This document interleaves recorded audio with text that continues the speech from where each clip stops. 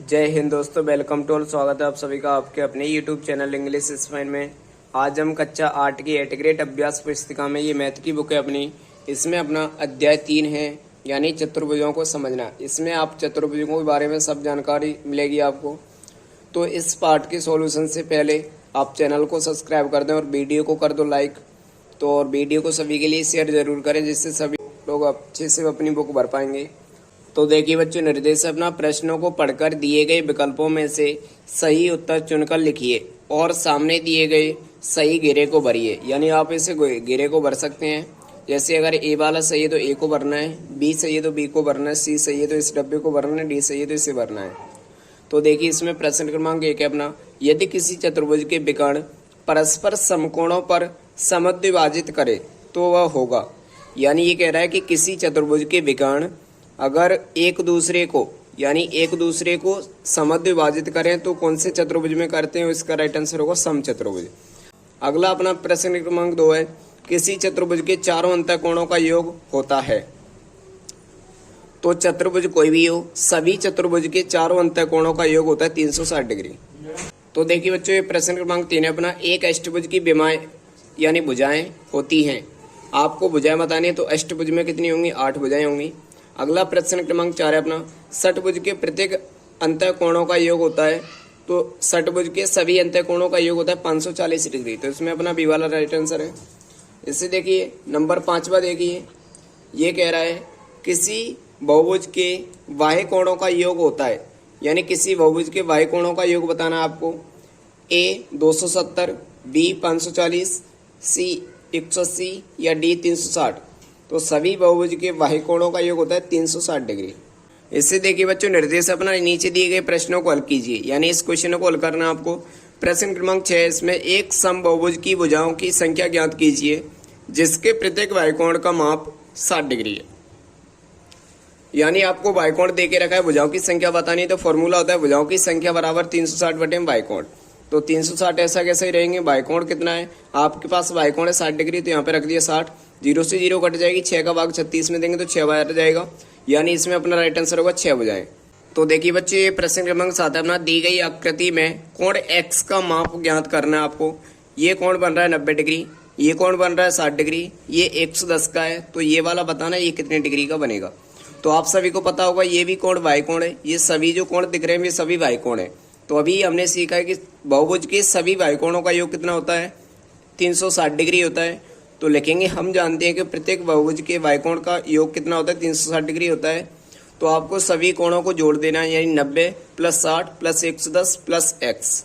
संख्याओं को सभी को जोड़ेंगे तो ये आएगा 260। 90 60 110 को जोड़ के आएगा 260, प्लस का कितना है x बराबर 360। x का मान चाहिए आपको तो 360, ये साइड में भेजेंगे तो माइनस का 260 हो जाएगा, घटाएंगे तो 360 में से 260 को घटाएंगे तो 100 बचेगा, x बराबर आएगा 100। इससे देखिए बच्चों, ये प्रश्न क्रमांक 8 है अपना, एक बहुभुज का प्रत्येक अंतःकोण 180 डिग्री है, इसकी भुजाओं की संख्या ज्ञात कीजिए। तो आपको पता होगा कि भुजाओं की संख्या हमेशा बाह्य कोण से निकालते हैं। तो अंतःकोण में से बाह्य कोण निकालना है आपको, तो क्या करते हैं कि 180 में से घटाते हैं। तो बाह्य कोण निकालना है तो 180 में से कैसे घटाएंगे अंतःकोण को, तो बचेगा कितना 0। अब जिसका कोण 0 होता है उसकी भुजाएं संभव नहीं है। तो इसमें लेकिन यह बहुभुज बनाना संभव नहीं है। अगर बहुभुज नहीं है तो इसमें भुजाएं नहीं निकाल सकते। अगला देखिए बच्चों, अगला प्रश्न क्रमांक 9 अपना, दिए गए समांतर चतुर्भुज PQRS में कोण R 80 है तो अन्य सभी कोणों की माप ज्ञात कीजिए। यानी ये वाला कोण दे के रखा है इसमें 80, और ये कैसा है, एक समांतर चतुर्भुज है। तो समांतर चतुर्भुज के सम्मुख कोण बराबर होते हैं। तो जितने डिग्री का ये बनेगा उतने डिग्री का ये बनेगा। तो ये 80 है तो ये भी कितना होगा 80, और जितने डिग्री का ये होगा तो इतने डिग्री का ये होगा। इसे मान लो x, तो ये भी कितना होगा x। तो चलिए इसे सॉल्व करते हैं। तो देखिए कोण R बराबर कोण P और कोण S, यानी ये कोण S है, कोण S बराबर कोण Q। तो ये समांतर चतुर्भुज के सम्मुख कोण बराबर होते हैं, इसलिए ये हमने लिखा है। यह कोण आ गया आपके पास, ये भी पता है आपको x है, ये भी x है। तो सबका योग कितना होता है 360 डिग्री होता है।